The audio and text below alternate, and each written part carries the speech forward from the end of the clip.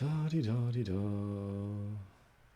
And we're live. Thanks everyone for joining me again for another Smudstream.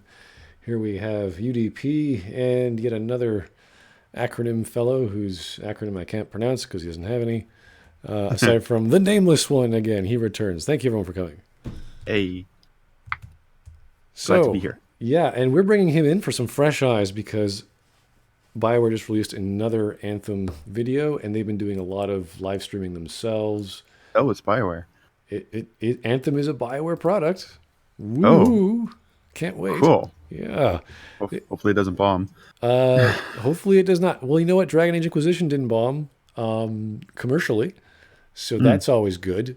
Can't say the same so much for Andromeda, but I think because of Anthem, that might explain a few problems with Andromeda. I'm not too sure, but there have been some funny talks. We saw a video just a few hours ago about what was it called? The Anthem, the Grand Anthem theory, which says I don't know if anyone heard of this, but the Grand Anthem theory is essentially that the Quarian arc that was supposed to arrive in DLC in Mass Effect Andromeda ended up in the Anthem universe, and that's why everyone's in exosuits and running around, and there's some sort of weird alien technology that's doing stuff, which Yeah, that's why there's humans instead of Quarians.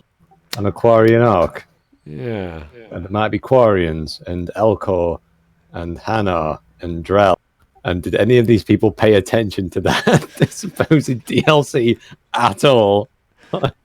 Yeah, I mean, we are effectively doing another space opera or science fiction story, but these are totally different projects. These are totally different stories and worlds.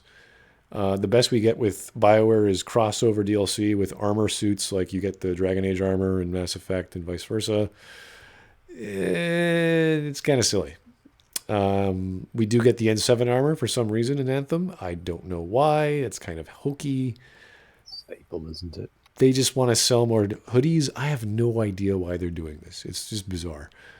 But yeah, that's a theory that the Quarians have landed and have caused the scenario or the point of conflict in Anthem. So we're going to do this blindly with our nameless one observer here, and you guys can pause it at any time and tell me what's what and say your thing. So we're going to get going, and we can go ahead and enjoy this 6-minute video. Sweet. As soon as it starts. Why is it starting? Can anyone start the movie? I can't. For some reason. This video will take a look at story, progression, and customization. The world of Anthem is a chaotic and ever-changing world, abandoned by the Shaper Gods. Humanity survives either in fortified cities or with the use of Javelin exosuits. Cool. Javelins are key to your survival by giving you superhuman abilities. Fly, swim, fight, and explore anywhere within the world. That's where you and your friends come in. Part explorer, protector, and adventurer. You are an elite group of pilots called freelancers that are sworn to protect humanity and uncover the mysteries of the world. In the world, the dangers all stem from one mysterious power. The Anthem of creation is everything. To control it is everything. Okay, but what could he even do with it? What could you do with the power of life and death, creation and destruction? He would be a god. Imagine all the good that we could do. We decide I what's can't pause best it for for the some reason. world. Only I can pause it. Okay, well, I mean, let's just go back to listen to that one line by the protagonist. It's like he's asking a very stupid question. What can we do with the power that can destroy and create everything? Anthem of creation is everything. To control it's- it is everything. It's like some weird exposition for no reason. It just does everything, all right? It's everything. It's a gizmo that does everything. It's a Star Trek replicator. It just does everything, you know. It's this generic power. What could we possibly do with that? I have no idea. It's like, thank you, generic question man who doesn't know what he's talking about. What can you do with an infinite energy source? What can you do with a thing that can make anything or destroy anything? Gee. End war. Did it make me find a girlfriend? No, it's not that powerful, mate. Oof. Well, it's a bit, I guess it's the fact that you have the character insert that just sort of doesn't know what the world is about. So we ask the generic questions: what's going on? Who's this? Why is that? So you get the response from the NPCs. I guess that's the most obvious, logical response we can get about figuring out the world. Kind of like how before in Bioware games where they weren't voice acted or the main character was silent. It's like, oh yeah, have the other characters flesh out and do all the backstory and all the exposition dumps that you wouldn't because you're just generic player man.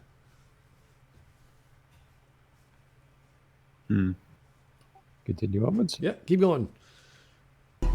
Okay, but what could he even do with it? What could you do with the power of life and death, creation and destruction? Why did they repeat it He would be a again? god. Oh, sorry, that was me because I went backwards in the video. That's fine.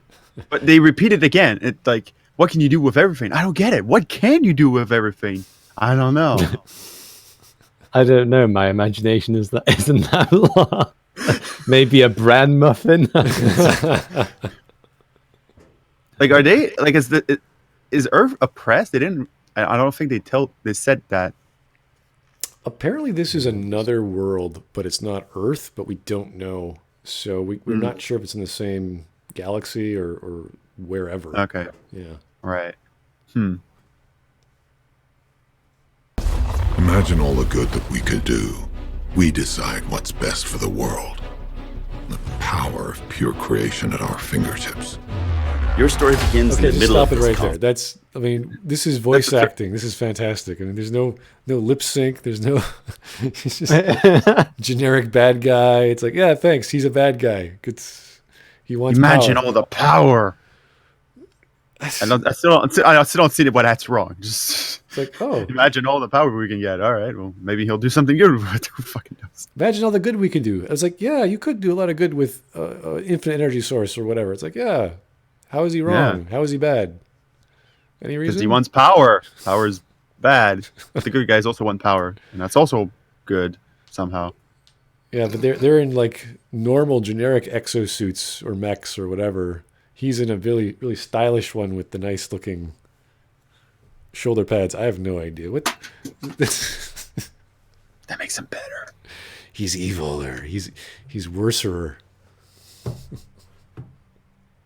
Who knows? This is the extent of we know of the storyline. There's a guy in an exosuit who wants the Anthem, and we don't know what the Anthem is. We know it can destroy and create stuff. We don't know what exactly, aside from anything. It can just destroy and create anything.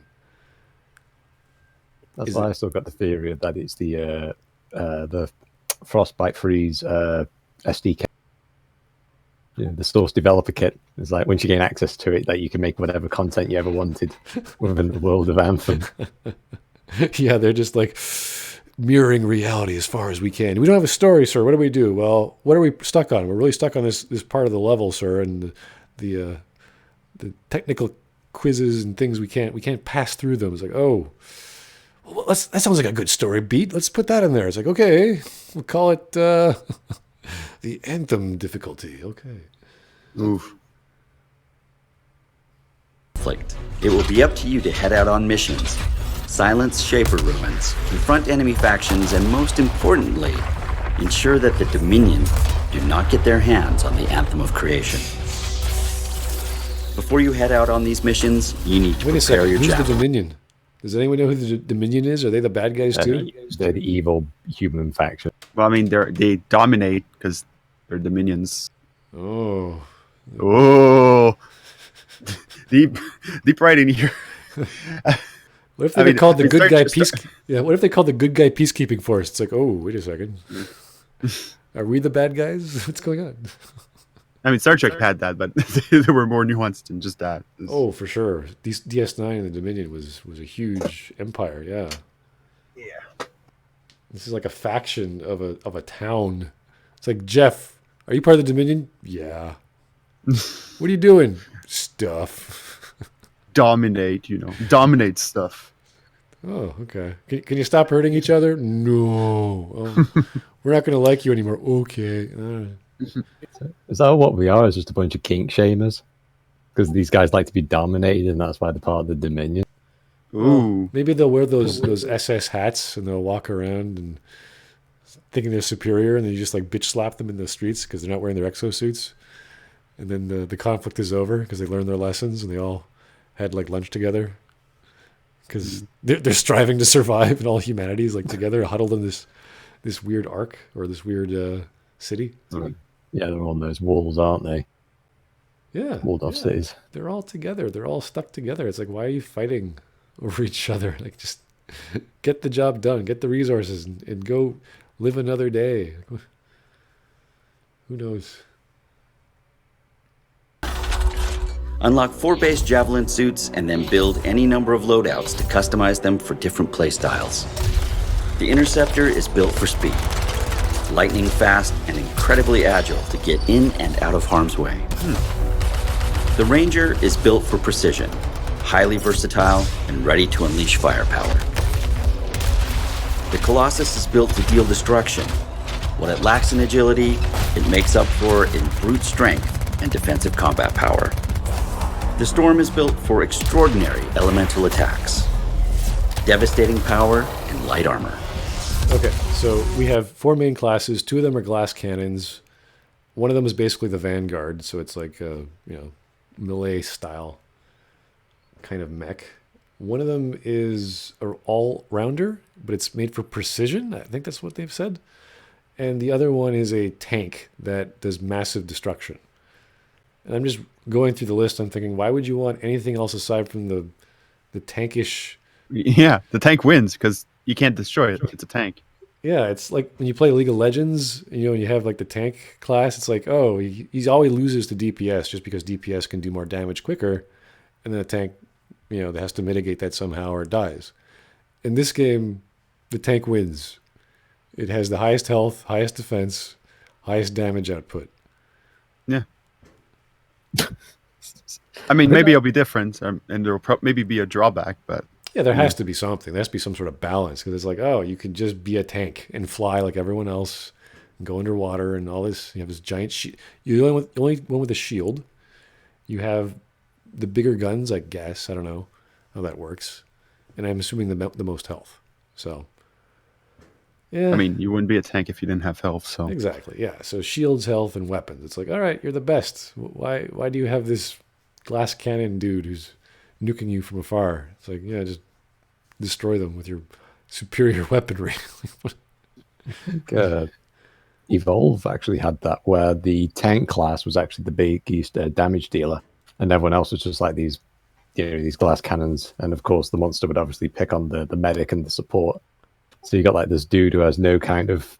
You'd think that the tank class would actually have more crowd control abilities rather than just having a minigun. Like, wouldn't that be more appropriate for a tank class? That they'd be a disruptor.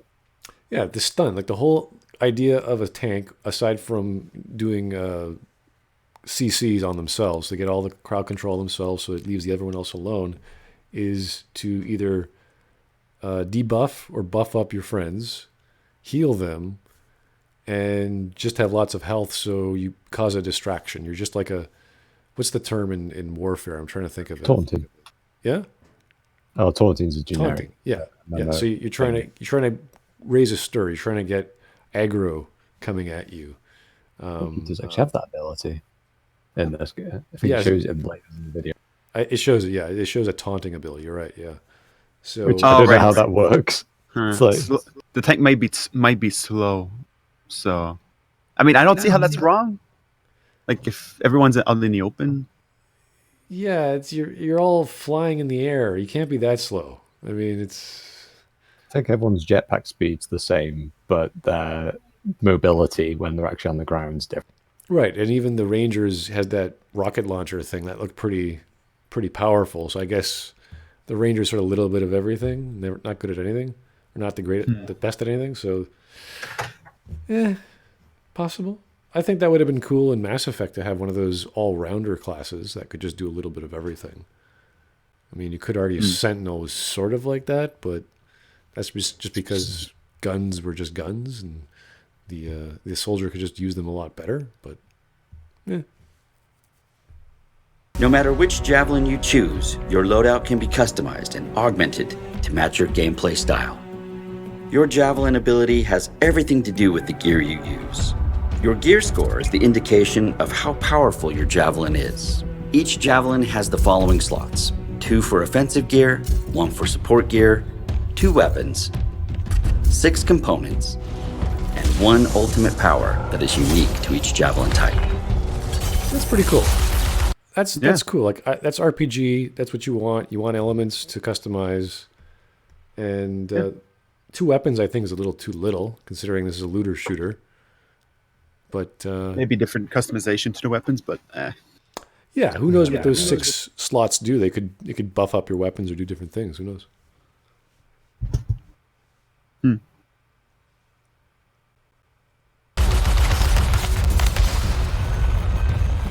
In this case, we have 4 loadouts ready to go for the Ranger. Each one I've set up for different playstyles.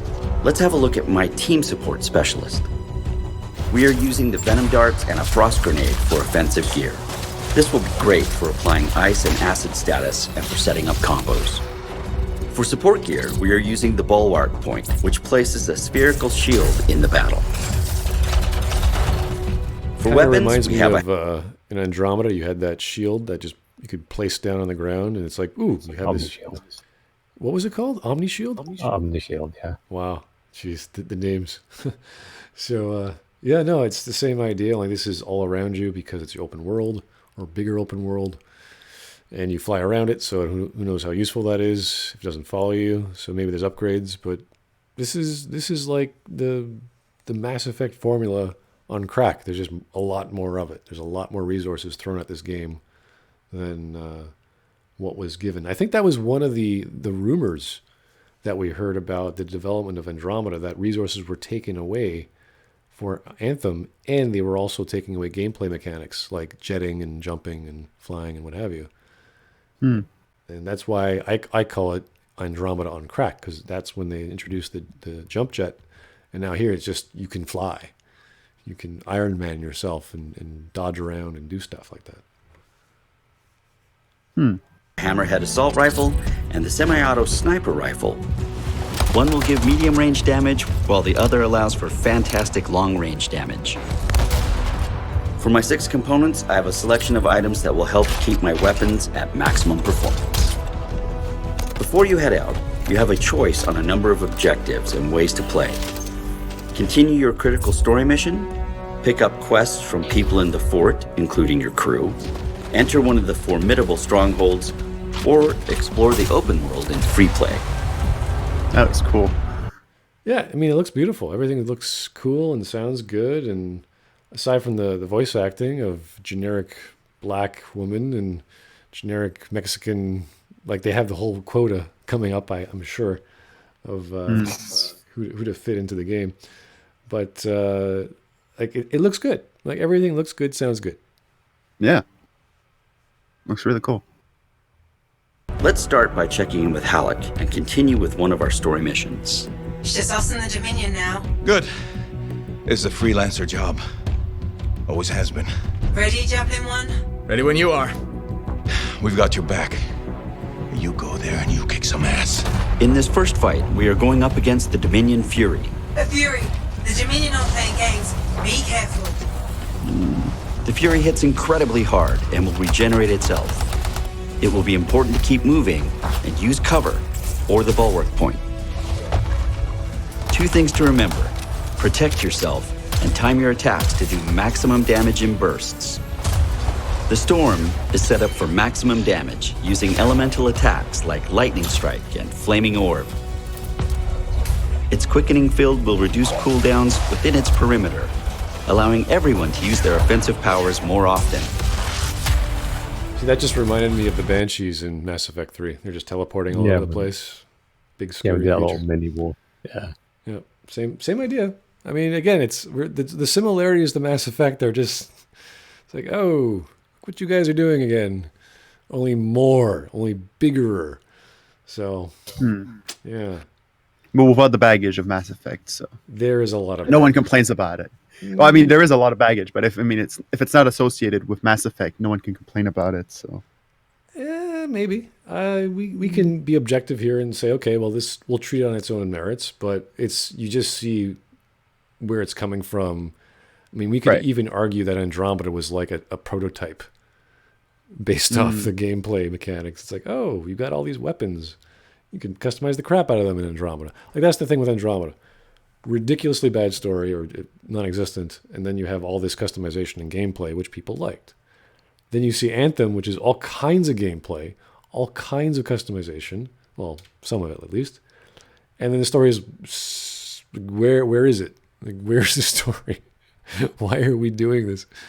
So it's almost the opposite, because we were promised all this great exploration and storytelling in Andromeda, and now it's just, we see all this gameplay. And this does not account for the beta build or the alpha build. We just see what we were shown. We don't know if there's going to be crashes. We don't know if there's going to be DLC packs, events, weekly events, raid bosses, as I'm sure there's going to be raid bosses if they're doing an online MMO or some kind of multiplayer game. So they haven't talked about that. But as soon as they keep doing that, they're going to take away from the main storyline, whatever the main storyline is. And that's with all mobile online games, even really popular ones like on, well, I can't compare it to other really popular ones. Maybe like Final Fantasy Brave Exvius, that has raids every week at least. There's Fallout Shelter. I think they have events in there. I haven't touched that in years.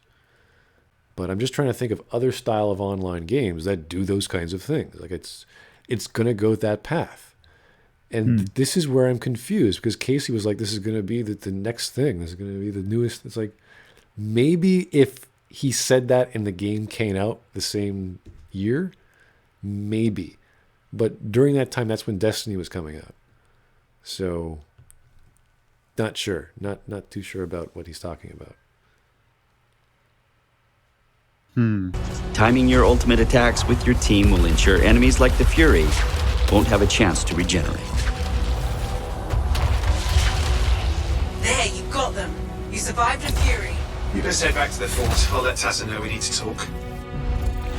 Yeah, so At it the also end of has each mission, the generic British guy voice over the radio, akin to Portal talk, I guess. I guess I'm trying to compare it to Portal 2.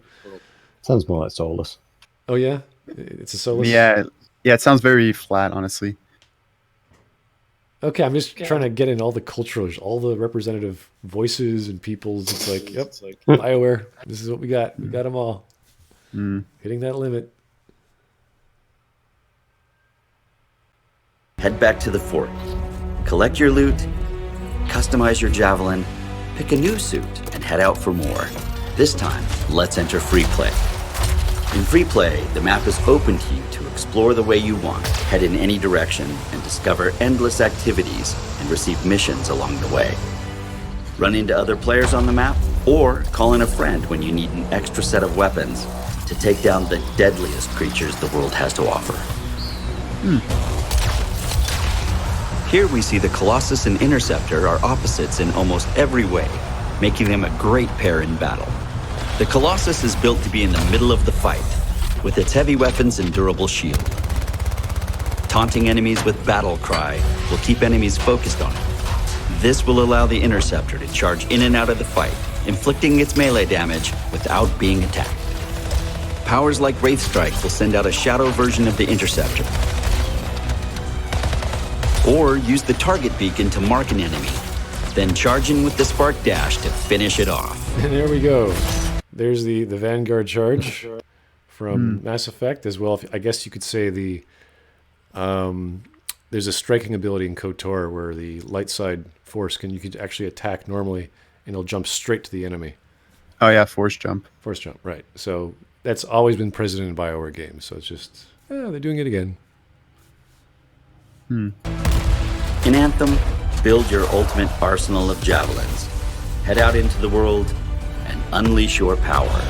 Yeah, but why? Why are we unleashing our power? What's the point? Tell us, please. I think it's because it's fun, but they also want it to be like a dramatic end of the world story.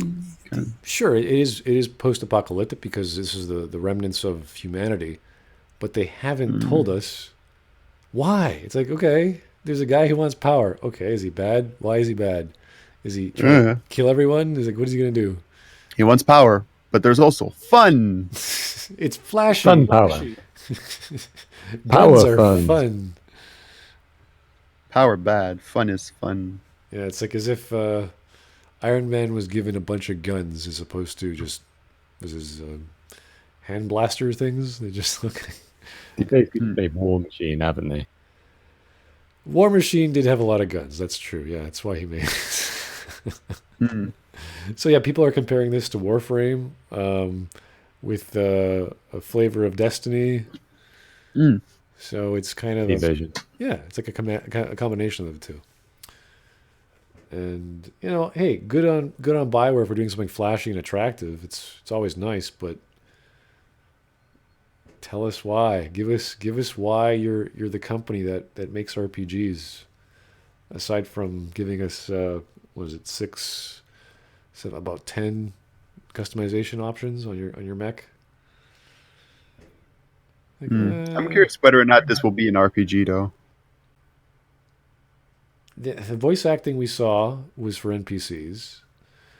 There was very limited choice for dialogue options. I don't know if they're going to do more. It's a linear story, which is usually promising because that means a tighter script. But it's also an MMO. So it's like there's this element of the main story, which seems like you could just avoid. Like it's not a big deal. It's like, yeah, events are happening, but you don't really care. And Skyrim, in fact. Yeah, it's very similar to Skyrim. There's a big ass world, and yeah, you have to go hunt some dragons, but there's vampires over there or there's werewolves over there. And you can team up with a friend and do that. So yeah, who knows? Who knows what this is going to be? We still don't know. It's coming out next month. Really, next month? Holy shit! And there's still an alpha. And the only footage that they showed me now was alpha footage. So I'm like really worried. Like, when's the beta period, Daddy?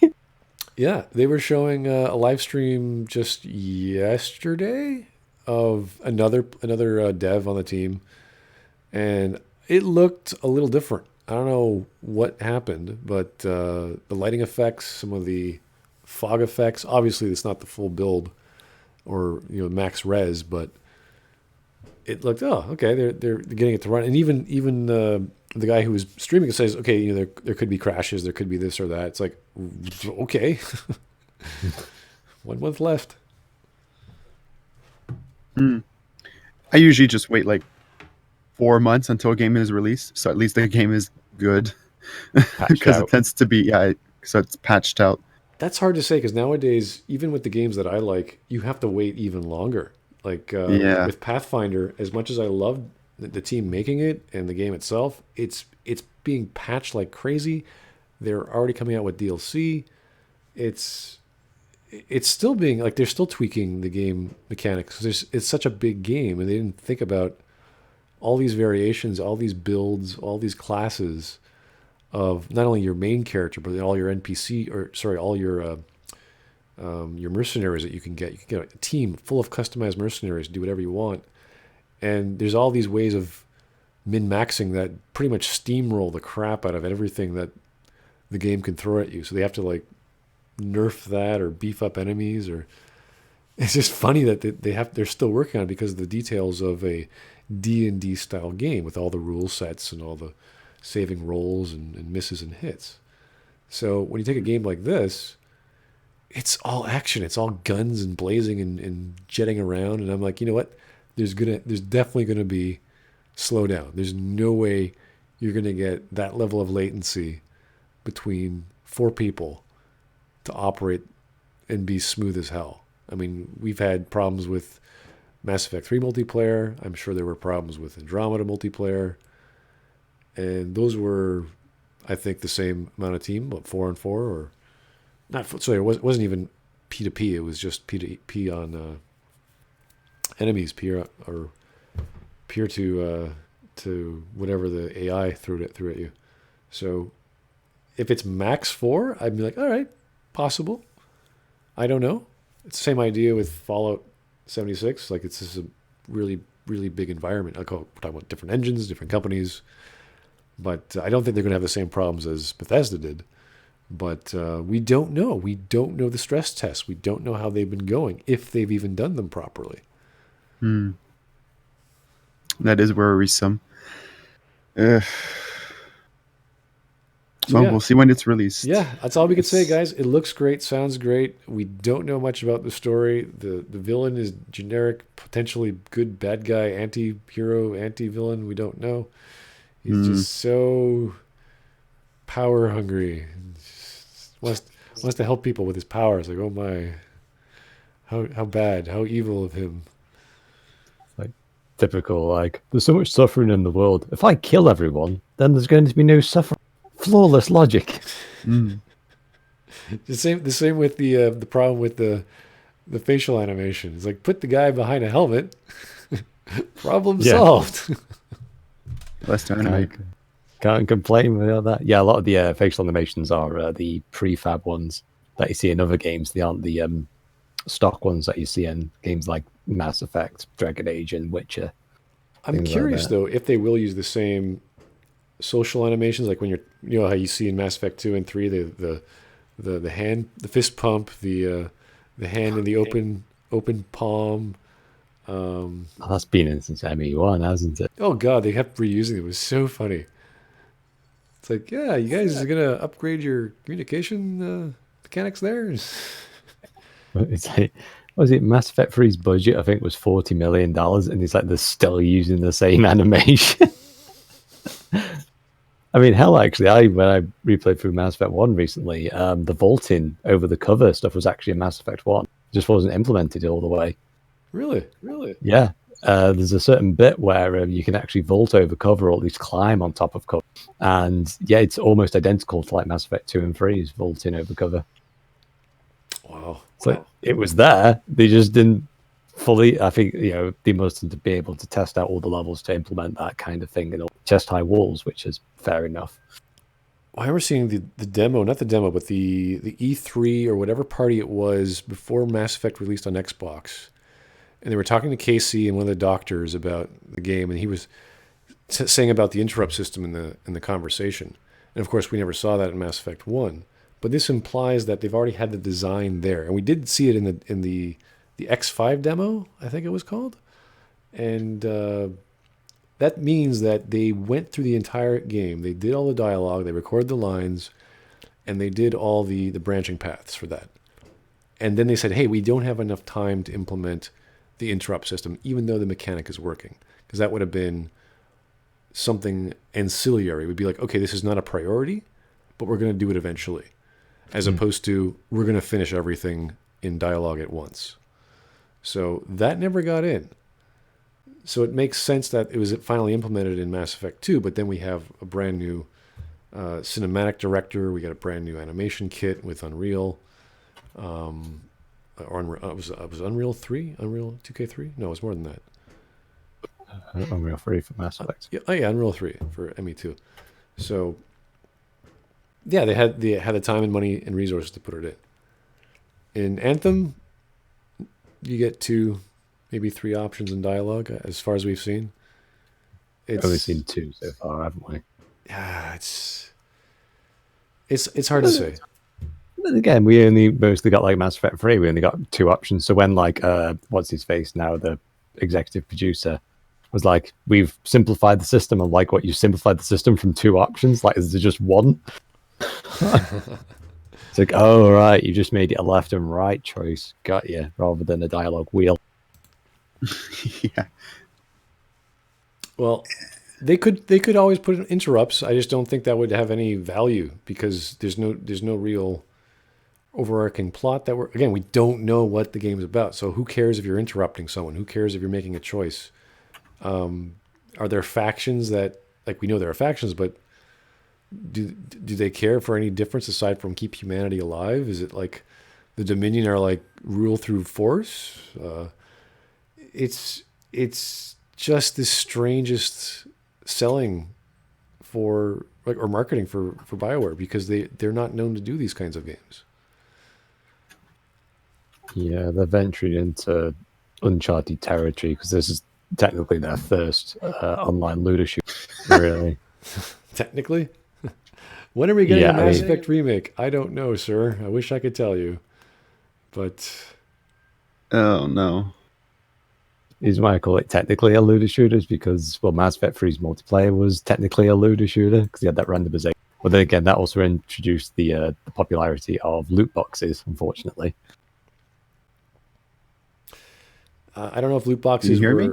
Yeah, I They can. were in that game. I do remember them. Oh, my mic went You could pay Bioware cash to unlock the Spectre boxes and things like that. Jeez, I don't remember. I that at all. remember these things. That was a while ago, man. Holy crap. I think we just lost our gentleman. No, he's here. I can hear you. Mike's just dead. Oh, we lost the nameless one. He is nameless both in name as well as voice. Unfortunately, that's okay. We will remember him in kind, but We just need a musical interlude now until we get him back. musical interlude. Let's play the suicide mission theme. Yeah. You can play the thing from the Mass Effect 1's elevator music. I love that little The tune. elevator music. It's so good. I don't know why people hate the elevators in Mass Effect 1. They're great. It's like, maybe I'm just a sadist. Let's see. Can we actually pop that up right now? I think we can. Let's do it.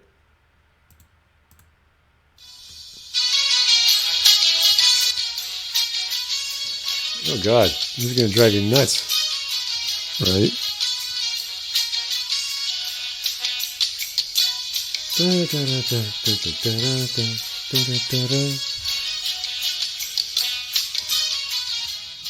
Well, I just remember the interview with the pre or the E3 show when they released Mass Effect 1, and Casey and the doctor were talking, and it was the scene where they see Rex.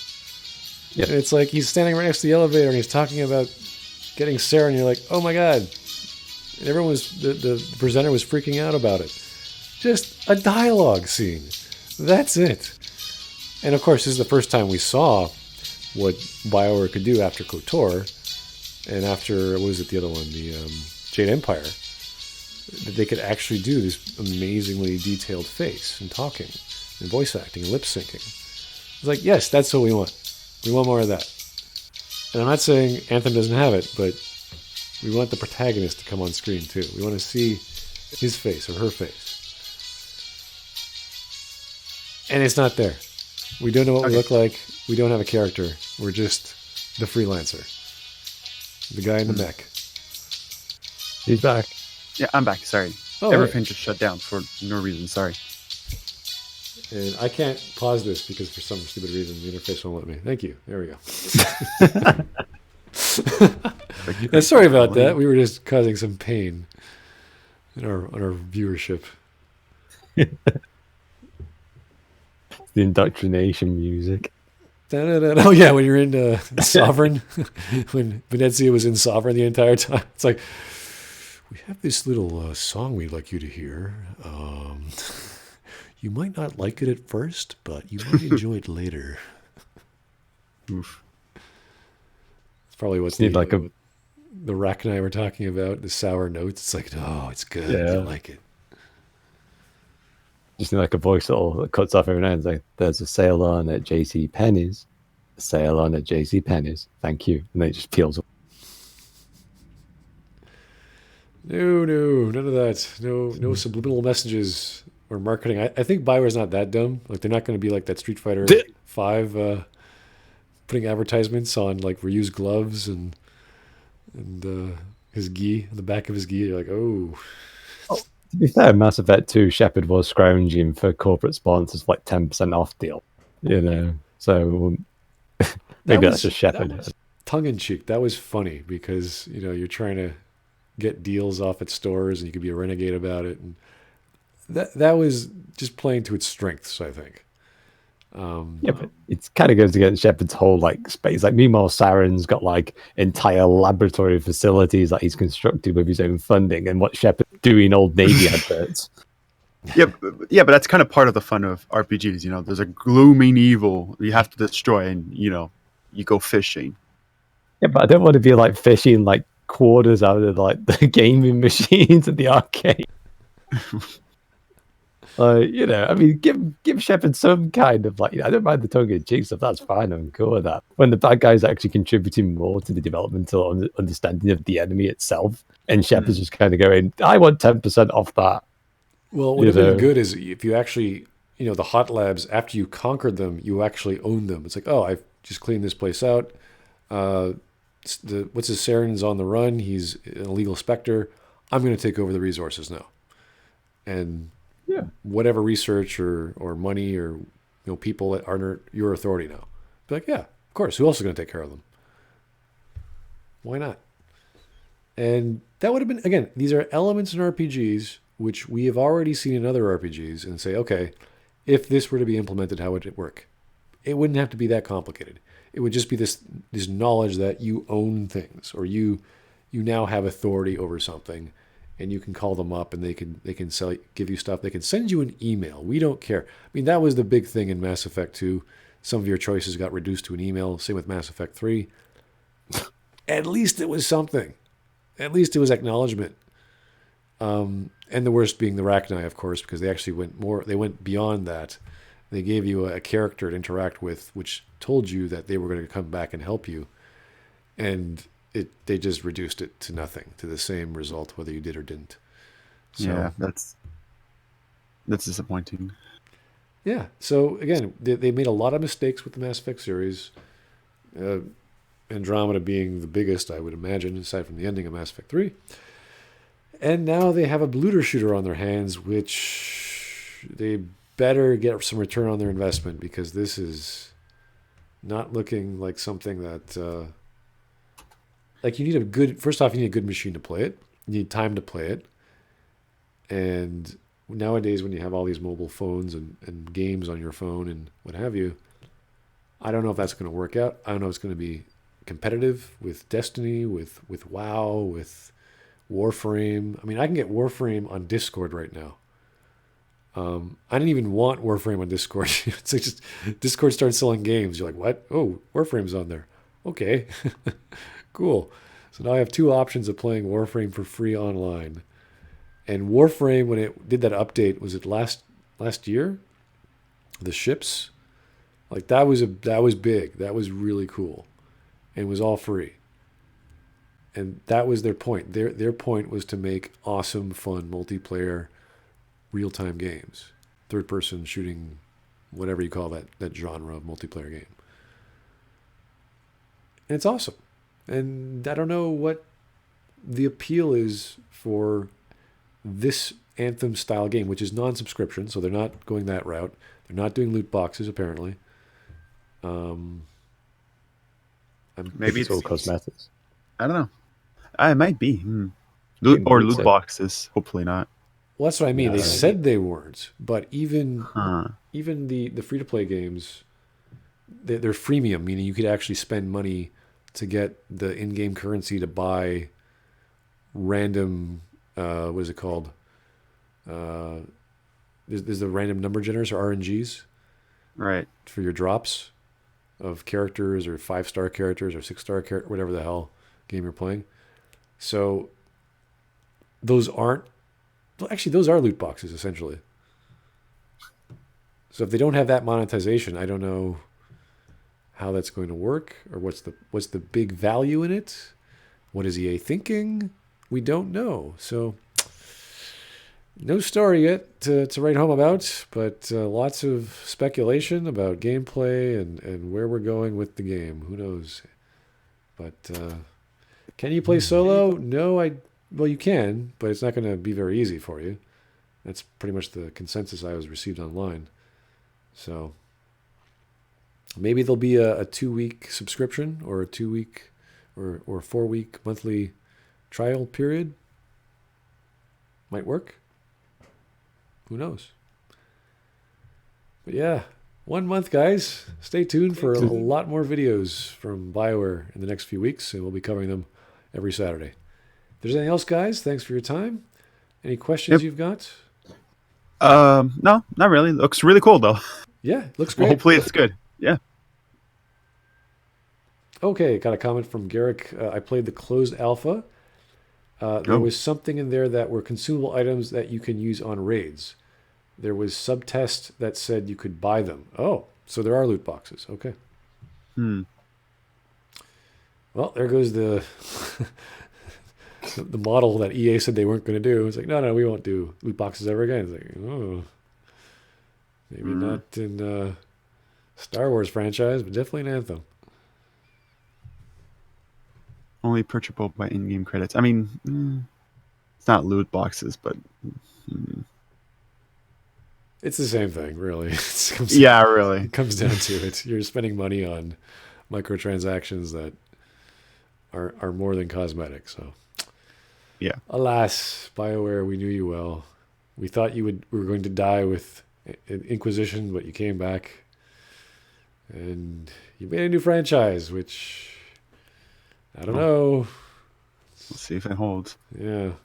It depends on the budget of how much they spent on this, doesn't it? We haven't seen the numbers yet. We don't know. No, it's very hard to actually get numbers from Bioware, actually, because like the only ones that we know about is Mass Effect 3 and Andromeda's, but everything else is just kind of like a rough guess.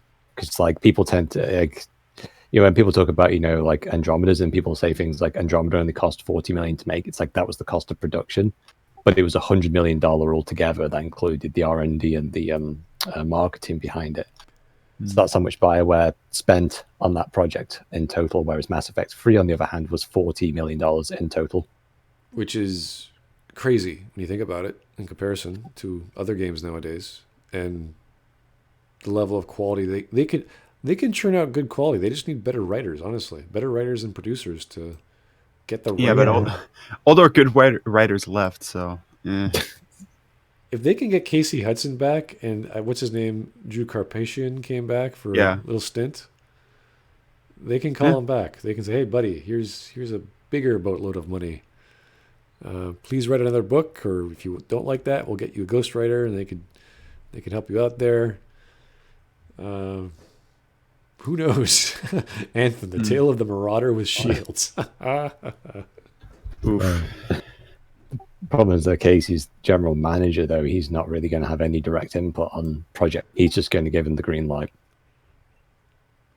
So it's up to the individual producers and creative directors now. It's out of his hands. Yeah, well, if they do come out with a remastering of Mass Effect, they were working on that. Yeah. Ages ago, they said they were working on it, and then it just got dropped. But they were going to re-release it for Xbox One. See, that'd be worth checking out, just to see how they changed the film grain effects, the shaders, the lighting. No, it got dropped, though. They stopped it. They stopped it entirely? Same with the Mass Effect movie or the Mass Effect series. We don't know. Oh, yeah. There was supposed to be a movie, wasn't there? Like a live-action movie. Yeah. Same with Metal Gear. That was supposed to be a thing. Don't know. These companies, man, it's like they got this money. Like, oh, we want to make more money. We don't know how. Oh, our fans are telling us how. No, I don't know. Fans might not be as accurate as we think. It's like, okay. The people who give us money are like, nope, we can't listen to them anymore. We make RPGs. Let's make a looter shooter. Okay. It's like that scene from Airplane. It's like, sir, should we make an RPG? No. That's what they were expecting us to do. Oof. They could always make another Japanese anime. That's always exciting. That amazing... Western Japanese anime RPG. Oh, God. Is that what Paragon Lost was? A Western Japanese anime?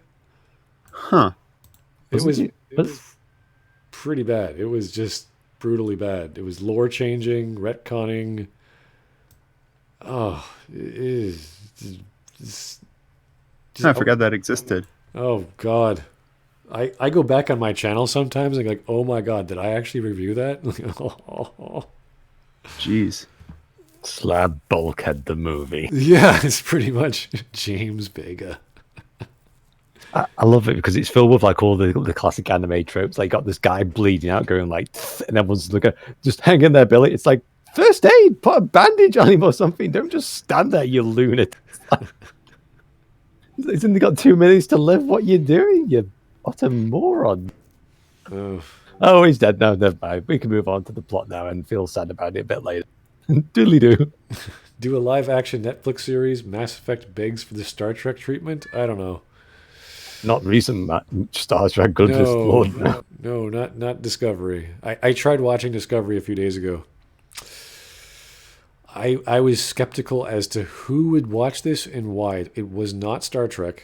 It was something like generic action space TV show where action things are happening and people are dying and you're like, why, who, what? Like it was not a serious political or science fiction drama. It was just action. And what's her name was talking about or thinking about her brother Spock, and you're like, okay.